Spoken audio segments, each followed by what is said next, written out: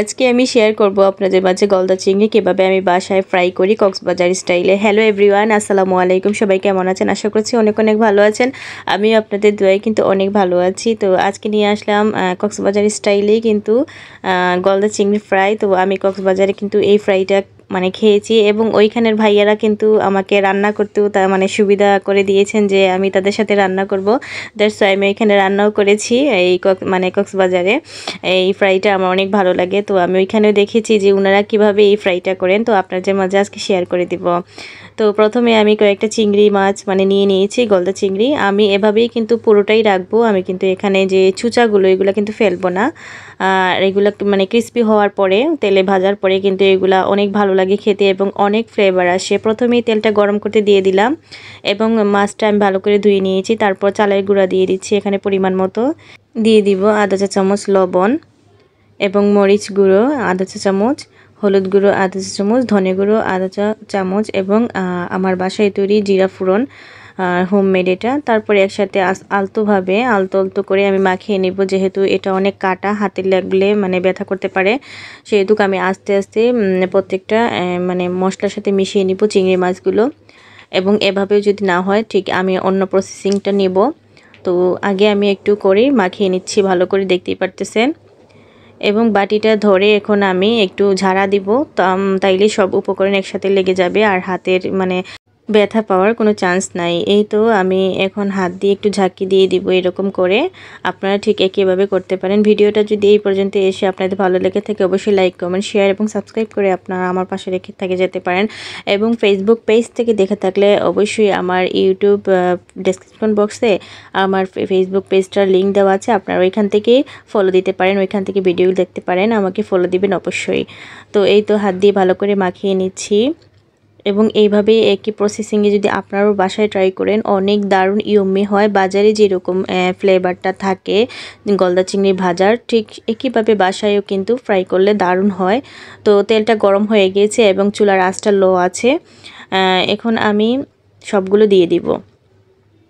আমি 2 স্টেপেই ভাজবো, সব একসাথে হবে না। যতটুকু হয় এখানে দিয়ে দিব। এখানে সব একসাথে দিয়ে দিলেও কোনো প্রবলেম নাই, কারণ ভাজার পরে চিংড়ি মাছগুলো একটু এঁটে আসবে, একটু ছোট হয়ে যাবে, তো কোনো প্রবলেম হবে না। এখানে গাদাগাদি করেও দেওয়া যাবে। তো আমি সবগুলো দিব না, 2 স্টেপেই আমি এই চিংড়ি মাছগুলো ভেজে নেব। তো দেখতেই পাচ্ছেন আমি একে একে করে দিয়ে দিয়েছি এবং ঠিক 2 মিনিট পরে আসার পরে এক পিঠ ও পিঠ উল্টে দিচ্ছি। তো এক পিঠ লাল হয়ে আসছে, আরেক পিঠ উল্টে দিচ্ছি। এই তো আমি ঠিক আমার এই ফ্রাইটা করতে লেগেছে প্রায় 8 থেকে 10 মিনিটের মতো।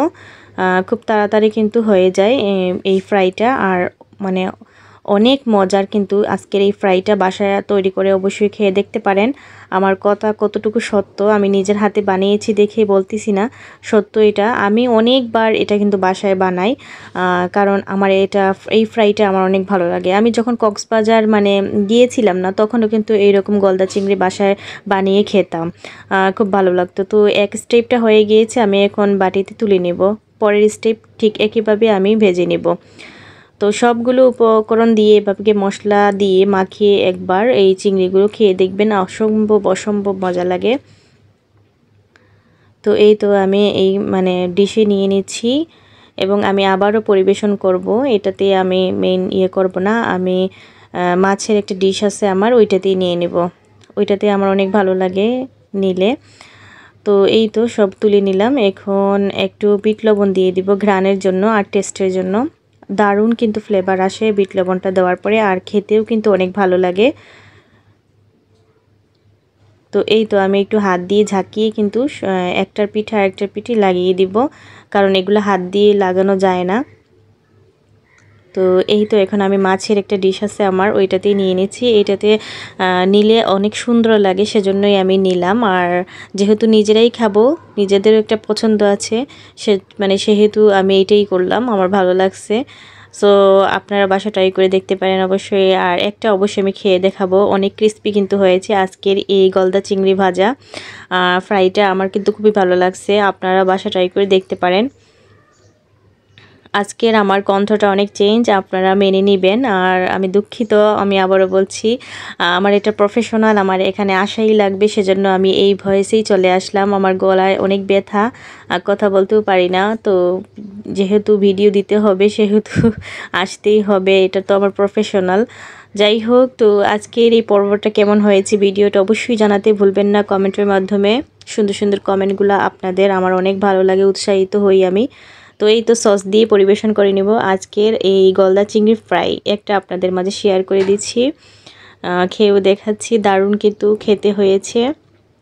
সস দিয়ে খেলে যা মানে মজা লাগে, তো এই তো আমি খেয়ে নিচ্ছি। অনেক ক্রিস্পি হয়েছে, সেটা যদি আপনাদের দেখাতে পারতাম বা বোঝাতে পারতাম তো অবশ্যই আপনারা বিশ্বাস করতেন। তো আজকের এই রেসিপিটা এখানেই শেষ। নেক্সট ভিডিও অবশ্যই নিয়ে আসবো আপনাদের মাঝে। আর অনেক ইউম্মি হয়েছে, হাত দিয়ে দেখিয়ে দিলাম। সবাই অনেক ভালো থাকবেন, সুস্থ থাকবেন। থ্যাংকস ফর ওয়াচিং অ্যান্ড আসসালামু আলাইকুম।